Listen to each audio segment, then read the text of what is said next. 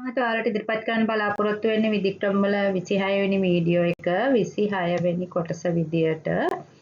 ඒකෙදි මම කතා කරනවා සාමාන්‍ය විද්‍යාව පිළිබඳව, සාමාන්‍ය විද්‍යාවලිය පිළිබඳව. විද්‍යාව සක්‍රීය ඉතිහාසයේ දීර්ඝ කාල පරාසයක් තුළ නිසංසලව ගලා යනවා. ඒක පැරඩයිමයක් තුළ. එතකොට කෝන්ට අනුව එම නිසංසල කාලපරාසන සිදු කරන විද්‍යාව සාමාන්‍ය විද්‍යාව විදිහට තමයි කෝන් හඳුන්වන්නේ. මේ අවධියේදී විද්‍යාඥයෝ ඒකට සම්මත වෙලා තියෙන සුසමාදර්ශී පදනම්වාදය තහවුරු කිරීම සඳහා මිස ඒකට පොඩි වැඩක් තියෙනවා. එතන තහවුරු කිරීම සඳහා කටයුතු කිරීම මිස පොප් වසන ආකාරයට එකී ප්‍රමාද අසත්‍ය කිරීමට උත්සාහ කිරීමක් නෙමෙයි තියෙන්නේ. ඒවා තහවුරු කරන්නේ යුගයේ සාමාන්‍ය විද්‍යාව අවධියේදී පවතින මත තහවුරු කරන්න තමයි උත්සාහ කරන්නේ. මෙකල විද්‍යා ප්‍රජාව සාමාන්‍යයෙන් කරන්නේ අධිපති න්‍යාය ආශ්‍රිතව එකී විද්‍යා ශ්‍රේෂ්ඨයෙන් මතුවන වෙහෙලිකා විසඳනවා. ඒ කියන්නේ අලුතෙන් ගොඩනැගුණු මේ සාමාන්‍ය විද්‍යා අවධිය ප්‍රතික්ෂේප කරන්නේ කිසිවක් ඒ තියෙන ආකාරය අනුව ඒකට එකඟ වෙලා ප්‍රහේලිකා විසඳනවා. ඒ තුලින් සුසමාදර්ශී පදනම්වාදයේ වර්ධන රටාවකට අරගෙන යනවා. ඒ කියන්නේ ඒකට අනුව ඒකට මතුවන ගැටලු ඒවා විසඳ ගනිමින් ඉදිරියට යන්න උත්සාහ කරනවා.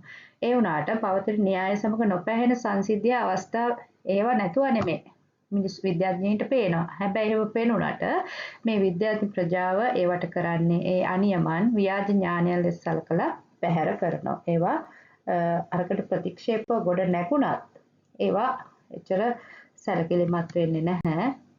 ඒවා අනවශ්‍ය දේවල් විදියට සලකලා බැහැර කළ සාමාන්‍ය විද්‍යාවදී පවතින ගැටලු ඒකට අනුරූපව විසඳන්න උත්සාහ කරනවා. එතකොට නිසි විධික්‍රමයක් පරීක්ෂණ පටිපාටියක් අනුගමනය නොකිරීම නිසා හෝ පරීක්ෂණ උපකරණ හා මිනුම් ආශ්‍රිත දෝෂ ඇතැයි සිතා ඉහත කී නොගැලපීම් ඉවත දානවා.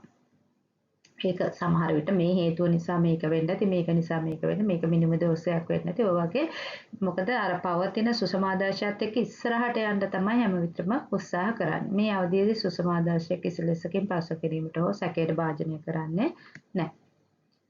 ඒ වගේම මෙලෙස පරීක්ෂණ හා ශාස්ත්‍රීය කටයුතු සිදුවන අතරතුර සුසමාදර්ශී මත පදනම පරීක්ෂණ වලින් ලැබෙන අනාවැකි. මෙතන අනාවැකි අසාත්තික නෙමෙයි අසාර්ථක වන අවස්ථා සහ අදාළ ශේෂ්ත්‍රයේ යම් ප්‍රපංච පවතින සුසමාදර්ශයෙන් පැහැදිලි කරගත නොහැකි අවස්ථා ක්‍රමයෙන් වර්ධනය වෙනවා. මෙවැනි අනියමන් වර්ධනය වීම විද්‍යා ප්‍රජාව අතර ප්‍රබල කම්පන ඇති කිරීමට සමත් වෙනවා. මෙහෙම අනියමන් හැබැයි දැන් අර මුලින් මේවා වැරදි වෙන්න ඇති, මිනුමේ දෝෂ වෙන්න ඇති, දැකපු විදිය වෙන්න ඇති, එහෙම කියලා මේ වුණාට පස්සේ කාලයක් යනකොට අනියමන් වර්ධනය වෙන්න පටන් ගන්නවා. එතකොට විද්‍යාඥ ප්‍රජාව අතර ප්‍රබල කම්පන ඇති කිරීමට සමත් වෙනවා. එතකොට එම සුසමාදර්ශය පිළිබඳ ඇති විශ්වාසය පළුදු කිරීමට පටන් ගන්නවා. කාලය සමග ප්‍රශ්න මතුවෙනවා. දැන් අර තිබුණු ප්‍රශ්න ගණන් නොගෙන ගියාට ඊට පස්සේ කාලයත් එක්ක ඒ ප්‍රශ්න ගණන් ගන්න තත්ත්වයට පත් වෙන එක හරියට අර ලංකාවේ දේශපාලනය වගේ ආණ්ඩුවක් පත් කර ගන්නවා. ඊට පස්සේ ඒකට අනුව කට්ටිය කාලයක් කටයුතු කරගෙන යනවා. පවතින පොඩු දේවල් නොසලකා ඉස්සරහට යන්න උත්සාහ කරනවා. එහෙම බැරි වුණාම පස්සේ විවිධ දේවල් ඉදිරිපත් කරන එක ලංකාවේ නෙමෙයි ඕනම රටක දේශපාලනය. හැබැයි ලංකාවේ ඒක ප්‍රබල ලෙස තියෙනවා. මොකද ආණ්ඩුවක් ආවකමම ආයි ප්‍රතික්ෂේප කරන තැනට එනවා. මොකද අර අනියමන් සමග එකතු වෙලා මේ ප්‍රශ්න විසඳමින් යන්න ලොකු උත්සාහයක් දරන්නේ නැහැ වගේ තත්ත්වයක් පේනවා. අන්න ඒ වගේ අපිට දේශපාලනය අදාළ වෙන්නේ ඒ වගේ මේකත් අපිට පැහැදිලි කරන්න පුළුවන්. අරට පහසු වෙන්න මම කිව්වේ මේක විද්‍යාත්මකව සිදුවන සිදුවීමක් විද්‍යාඥයෝ අතරේ.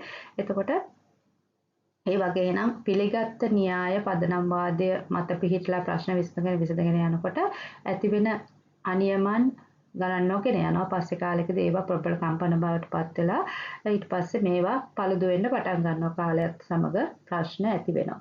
මම ඔයාලට ඊළඟ වීඩියෝ එකකින් ඉදිරිපත් කරන්න බලාපොරොත්තු වෙනවා. 27 වෙනි වීඩියෝ එකෙන් බුධ ග්‍රහයගේ කක්ෂය පිළිබඳව ගැටලුව ගුරුත්වාකර්ෂණවාදය තුළ විසඳන්න බැරි වෙච්ච හේතු කඩ කුහරවල පැවැත්ම ඒක ගුරුත්වාකර්ෂණයෙන් පැහැදිලි කරන්න නොහැකි වුණේ ඇයි?